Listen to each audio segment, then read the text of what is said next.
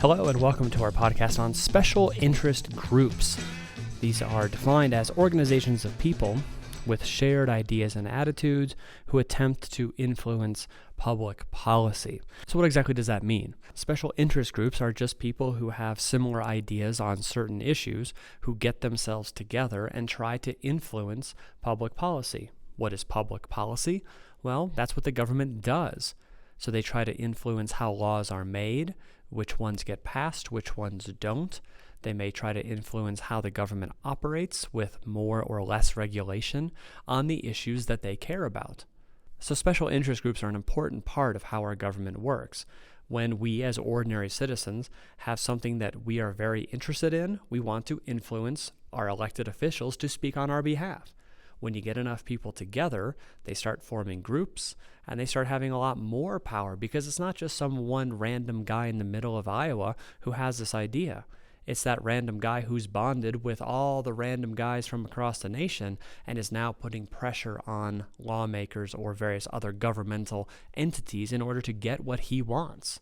And so that is a special interest group. So where do these special interest groups put their pressure? Well, they've got a variety of different targets. One is going to be Congress. At the federal level, this is the lawmaking body.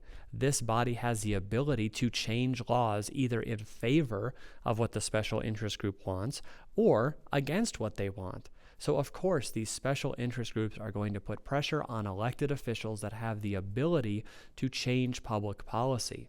They may also put pressure on federal regulatory agencies. So something like the FDA, the Food and Drug Administration. These special interest groups might say, hey, I need you to have less oversight on a certain type of drug or pharmaceutical because my company is trying to make this new thing. And if you guys don't have so many restrictions, I can get my drug out on the market faster and maybe I can be the one who can cure cancer. At the same time, there are going to be special interest groups for that issue that say put more regulation on that pharmaceutical market because they might be looking out for the safety of people involved. Years ago, there was a drug called fen-phen that was supposed to be a weight loss supplement. It was not regulated by the FDA, and certain groups loved that, especially the fen-phen makers. Others did not, and they kept arguing for more oversight about these dietary supplements because people were dying because of it. Regardless, the example here is a special interest group. People who have ideas about certain things are putting pressure on certain people in government to try and get their way. Additionally, we might have the targets of state-level legislatures or even local things, maybe like a school board, where you could say, hey, I really think that this is how our school board should go. And then you get a group of friends that think the same way. You start putting pressure on the school board to vote one way or the other on some issue. There you go, special interest group. Now, how do these groups exert their influence? They can't just walk up to people and say, believe us, because some other group's going to be on the other side of an issue saying, no, believe us. So they do a couple things.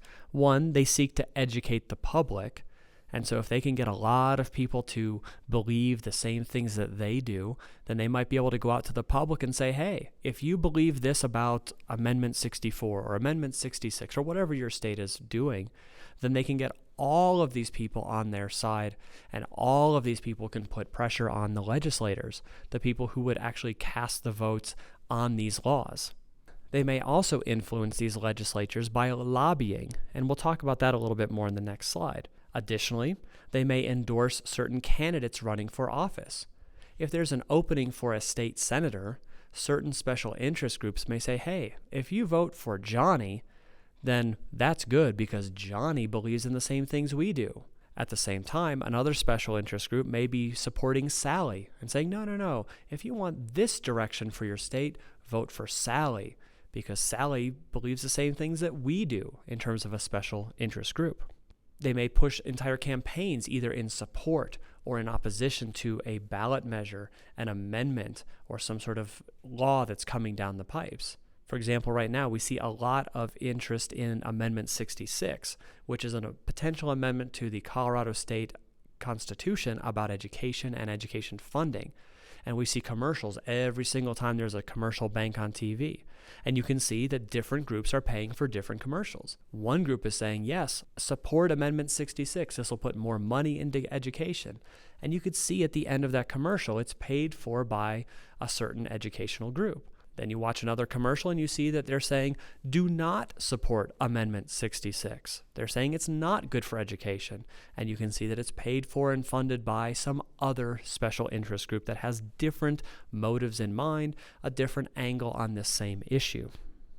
In effect, these special interest groups want to widen their base of support. The more people they can contact and educate on their position, then that widens their base of people that could go to these lawmakers and say, hey, you know what, we should believe this way on a certain issue, or we should or should not pass this law because of what we believe in here. There's power in numbers, and that's what special interest groups look for.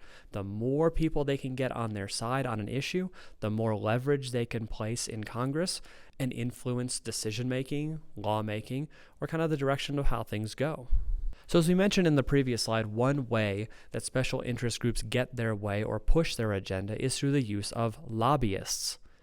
Let's break this down because it sounds like a bigger word than it really is. Think about what a lobby actually is. It's like a waiting area. Well, in the halls of Congress, there are a lot of hallways and a lot of lobbies where people just kind of hang out and wait. Special interest groups pay people to stand in these lobbies, basically, and ask people to vote their way. So when Senator John is coming out for lunch one day, there might be somebody there from the NRA, the gun lobby, saying, hey, we want you to vote this way and have different controls on guns. Meanwhile, he walks 10 feet, and there's somebody from the Brady Center for Gun Violence lobbying him again, saying, no, we want you to vote this way on this particular issue. We want more gun control. Basically, a lobbyist is just a paid spokesperson for this special interest group. This is the face and the voice of the special interest group going out there trying to persuade lawmakers to believe the way that they want them to believe. Now, being a lobbyist is a form of free speech. This is a part of the First Amendment, and we have over 35,000 lobbyists in Washington, D.C. So do some quick math. If we have 400 some people in the House of Representatives, 100 senators, that's only about 500-ish Congress people in Washington. And we have 35,000 lobbyists who are in Washington trying to get their way. I mean, if you broke that down, that is a lot of lobbyists for any one congressperson. That is a lot of different people trying to convince these congresspeople to vote a certain way on the certain issue that matters to them. That's a lot of pressure. So let's look at some examples of special interest groups. For example, if a corporation is lobbying to try to win a government contract, they're going to go to the government and say, hey, we know you need to buy a bunch of new airplanes for the Air Force. We want you to buy from us. That might be a company like Boeing being a special interest group saying, hey, the next time you need to buy bombers, buy from Boeing. So another example could be a trade association trying to talk to the government about tax policies. That could be the oil industry. You get Shell and Exxon and Mobil companies lobbying the federal government about different tax setups that would be beneficial to them. Perhaps you have a labor union talking about minimum wage. That might be something like the Teamsters or the AFL-CIO, which are labor organizations that are lobbying Congress to pass laws that are favorable to what they believe in. You might also have a senior citizens group trying to talk to the government about preserving Social Security. Perhaps that's the AARP. They are a lobbying group. They are a special interest group too, because their members have certain things that they want to see happen. And so as soon as they start putting pressure on public officials, then they are a special interest group. So as we've mentioned in other podcasts, we have the political spectrum. We have that long continuum of liberal to the left and conservative to the right, and that is mirrored in special interest groups. So if we have a liberal group as a special interest group on gun rights, we're going to have a more conservative group on the other side of the political spectrum. And in this case, in terms of gun rights, we're going to have the National Rifle Association, the NRA. They're going to be more conservative on the gun rights issue. They're going to want to preserve the tradition of gun ownership in America. So on this issue, they're going to push for less government oversight, less controls on ammunition amounts, less control in terms of background checks, maintaining the tradition of gun ownership without government interference. We could look at other issues. Look at abortion. You're going to have the liberal group of Planned Parenthood, and you can also going to have the conservative group, the Right to Life organization. If you're looking at land use, you're going to have the more liberal group, maybe like the Sierra Club, and you're going to have the more conservative group, which is going to be the oil and gas lobby. And if you go back to our podcast on the liberal and conservative political spectrum, I kind of have to think of this. What's the conservative or the traditional view on an issue? And that's going to be your right-wing special interest groups on that particular issue. What's going to be the new thing, the change idea around this issue? That's going to be the left-wing or the liberal position. And so for every issue, you're going to have lobbyists on both sides of it. Think of anything: education, traffic patterns, tax policy, gun control, obviously, land control, fracking. All of these issues are out there, and you're going to have groups on either side.